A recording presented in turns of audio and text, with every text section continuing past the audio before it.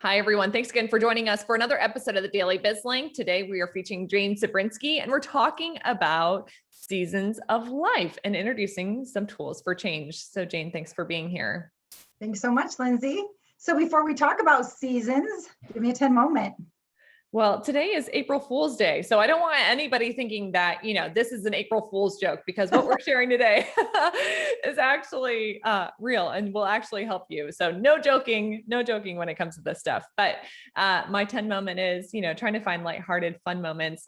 Today we pulled a little, April Fool's joke with the kids. So my 10 moment this morning was calling it Backwards Day and showing up in their bedroom with everything on backwards. They thought that was pretty funny. I love April Fools when it came to my kids. It was a little bit of a payback sometimes, playing pranks on them instead of them playing them on me all the time. Well, the day's not over. They may get me yet, but at least I started the day off with getting them. Yeah, well, here we are, April 1st, and start of a new season, start of a new month. And as we coach in seasons, it's a very powerful tool that we use to give people hope.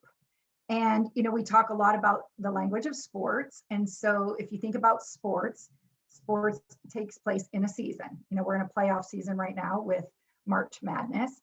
And, there's a preseason, which is an opportunity to prepare. And then you're in the season and you get to evaluate, your wins and losses throughout the season. And then at the end of the season, you get to reflect on what went well, what didn't go well, and what you want to do different. And the same thing applies in our lives and all the different seasons we may find ourselves in. Thoughts? No, I think this really hits home for me. And gosh, as we're looking to wrap up Q1, I mean, what individual, what professional isn't thinking this way anyways? So what are our lessons learned? What can we look to enhance or change as we move into Q2? Well, and the thing that's really powerful about this tool that I've gotten to experience is that, number one, when we anchor in seasons, it tells our brain, first of all, that there's going to be an end.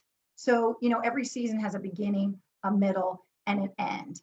And we can designate the length of the season. So whether you're going through change, you might not have control over the length of the season.